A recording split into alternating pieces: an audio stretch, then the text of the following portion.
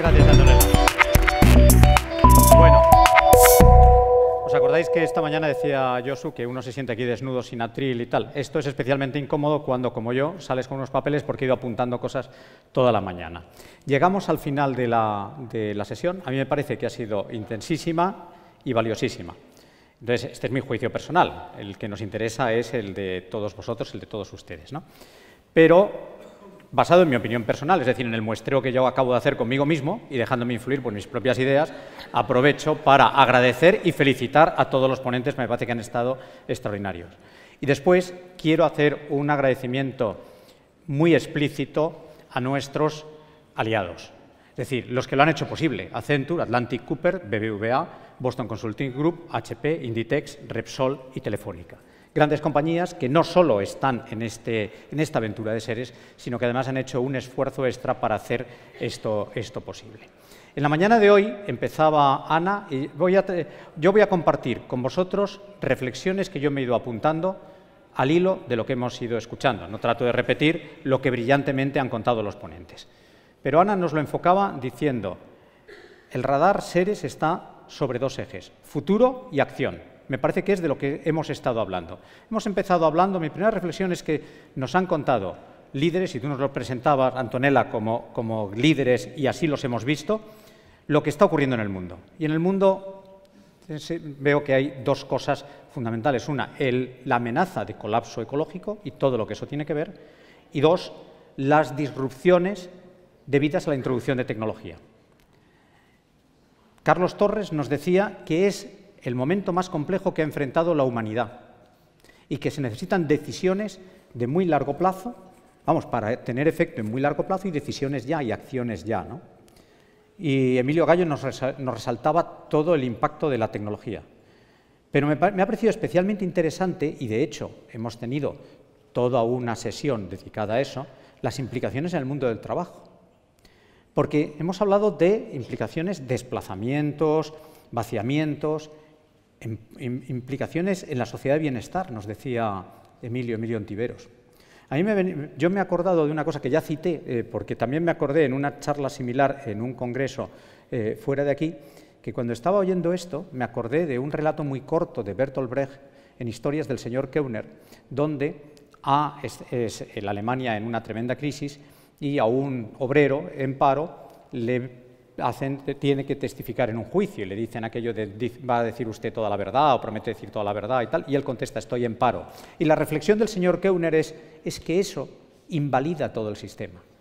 Si uno no tiene trabajo, si uno no recibe prestaciones, si eso es por largo plazo, si estás desplazado, eso genera no solo sufrimiento, es que estás poniendo en cuestión todo el sistema, no ya de sociedad de bienestar, todo el sistema de contrato social que nos permite precisamente disfrutar de lo que estamos disfrutando, construir lo que entre todos construimos. Mi segunda reflexión va sobre el papel de las empresas. Creo que es evidente, y así lo han insistido muchos de los ponentes, y Juan Pedro lo resaltaba, en términos darwinianos, las empresas son los entes con mayor capacidad de adaptación. Y eso les confiere una responsabilidad moral a la hora de afrontar los problemas derivados del cambio y su velocidad.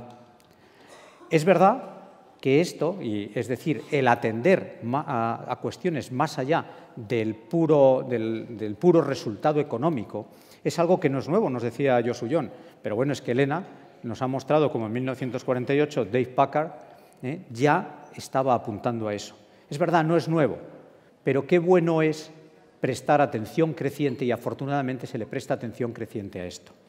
Y hemos hablado de propósito y hemos visto, claro, que las compañías proyectadas hacia el futuro, y así nos lo han contado esos líderes que nos decía Antonella, cuando el BBVA habla de financiar o favorecer las oportunidades que estén al alcance de todos, las oportunidades de esta nueva era, estamos hablando de eso, del propósito, como cuando Telefónica habla de una sociedad más humana favoreciendo la conexión de las personas, que es poner, esto sí que es conectar la estrategia con la acción social, porque es basarse en lo que tú haces y dotarle de ese propósito de largo plazo. Y eso entraña, pues eso, implicación y compromiso. Ahora también me he apuntado aquí, ojo, porque nos decían, la encuesta de Accenture, solo el 21% de los CEOs cree genuinamente en esto, solo el 48% tenía planes o algo así. También nos decía Emilio que hay algo de oportunismo coyuntural, aunque yo digo bienvenido sea, todo es bueno para el convento. El ser humano es complejo, las motivaciones son una amalgama de motivaciones. Bien está cuando van en la dirección correcta, que es de lo siguiente que voy con mi siguiente reflexión. Antonio insistía mucho en el liderazgo. Es verdad, esto tiene sentido si hay líderes, si hay personas que asumen esa responsabilidad, la responsabilidad de cohesionar un equipo, la responsabilidad de dotarle de un proyecto común, que ese proyecto sea ilusionante. Con todas las dudas y dilemas, el dilema de los CEOs, nos decía Josu, ¿no? Josu Jon, el corto y el largo y así. Por otra parte, afortunadamente, la presión es enorme. Daryl nos mostraba cómo un 76% de las personas esperan de los CEOs algo en este sentido. Pero claro, lo que proponen, los líderes tienen que proponer algo, tienen que proponer ese viaje y que se traduzca en acciones. A mí me ha encantado algo que ha dicho Elena. Bueno, yo tengo verdadera devoción por Elena porque coincidimos hace muchos años. Es inexplicable, viéndola a ella y viéndome a mí, que hayamos coincidido en una empresa. Claro, ella sería una becaria absoluta y yo sería ya un veterano, pero coincidimos en Hewlett Packard, que es verdad que es una compañía maestra en todo este tipo de cosas. Y tú hablabas de cuando los préstamos, porque es confiar en esa persona que va a poder hacerlo. Es que liderar es creer en las personas, es creer en las posibilidades de las personas. Y es creer en las posibilidades de esa inteligencia colectiva que las empresas pueden conseguir con las personas en ese colectivo, ¿no? Mi cuarta reflexión va alrededor de la acción, porque tú nos decías, Ana, de futuro y de acción.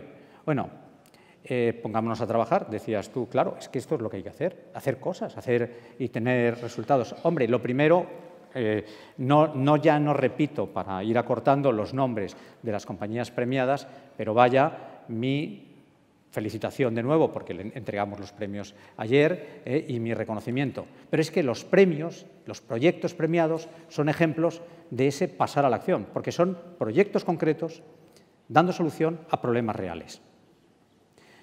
Sobre la acción también digo, hay ahora por primera vez, sí, este es un problema. Si antes empezaba hablando de lo que pasaba en el mundo y nos decía Josu Jon esto de la humanidad y tal, por primera vez hay marcos estructurales de respuesta. Esos son, por ejemplo, los ODS. Y entonces ligar la acción a algo de los ODS, como nos han contado, por ejemplo, en el 8 en Accenture, ¿no? O vosotros en HP, que nos marcabas aquí diversos ODS. Y mucho tiene que ver con ver si, en el segundo elemento que yo decía que tiene que ver la disrupción tecnológica, convertirlo en una oportunidad. Si hablamos de liderazgo y si hablamos de empresas, si hablamos de empresarios, la vida de alguien que tiene responsabilidades de empresa consiste en ir convirtiendo en oportunidades aquellas cosas que si no podrían ser campos baldíos o amenazas. Entonces, que la tecnología sea un elemento de inclusión depende de nosotros. Y hay un campo de trabajo que es precisamente todo ese mercado de trabajo y donde hemos visto proyectos maravillosos, pues eso, subrayando el que nadie quede atrás, ¿no? Y que tienen que ver con la tecnología, Juntos por el Empleo o el Generation, y ya sumo el Regeneration, Mona, además proyectos con resultados. Y en esos proyectos otra cosa que vemos es que todos tenemos sesgos y tenemos que ser conscientes de eso.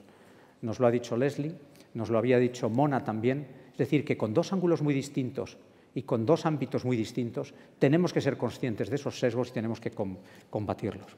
Siguiente reflexión va al poder de la cooperación. Lucila nos ha contado nuestra propia experiencia, que viene a decir que existen ejemplos, existe metodología, se puede, se hace y se consiguen resultados. De hecho, proyectos como los que acabo de mencionar, Juntos por el Empleo, es un buen ejemplo de cooperación. Y JobLink, que no sé si lo estoy pronunciando bien, Ulrich, me parece que es un proyecto espectacular desde el punto de vista de cooperación, porque es cross-sectorial y casi siempre tropezamos con la falta de conexión entre esos sectores. Me ha parecido, y además como debe ser. Nosotros hablamos siempre de valor compartido, en ese win-win. Lo hacemos porque es bueno para ese sector, lo hacemos porque es bueno para este sector, porque es bueno para el otro sector y porque entre todos conseguimos ese resultado fantástico. Bueno, la cooperación nos lleva a tener esas alianzas. Congratulations for these 20 years. So twice our age. We follow you. We'll still, yeah, you'll be still there. Y por último, yo diría pues, sobre el papel de Seres. Yo creo que nuestro papel es ayudar a transformar las empresas para que, a la vez que crean valor para las empresas, aumenten su impacto social, más y mejor impacto social. Nuestro foco, creo que ha quedado claro, está en la dimensión social, colectivos vulnerables. Tenemos que mirar hacia el futuro porque nada es estático, ni los colectivos vulnerables de ahora serán los del futuro. Hay riesgo de que haya más personas, más situaciones. Por eso tenemos que asomarnos hacia adelante. A mí me ha gustado mucho cuando algunos ponentes han dicho pues es que Seres nos cataliza o es como la gota china o así, ¿no?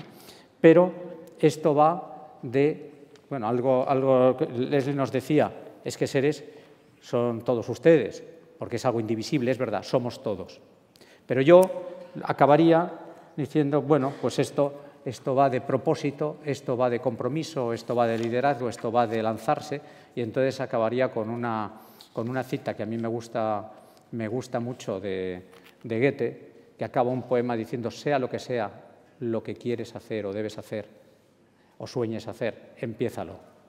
La audacia contiene fuerza, magia y no sé qué más, no me lo sé muy bien, pero el mensaje es ese, empiézalo. Es decir, no hay excusas, hay movimientos en marcha y nosotros en Seres estamos encantados en ayudar a esa transformación de todas nuestras compañías, porque colectivamente aprendemos, porque colectivamente desarrollamos herramientas, porque colectivamente abordamos proyectos, porque colectivamente nos asomamos a lo que pasa en el mundo para aprender y poder reaccionar. Vale la pena. Muchísimas gracias por la atención y ahora entiendo que pasaremos a la comida, ¿verdad? Muchísimas gracias por la atención.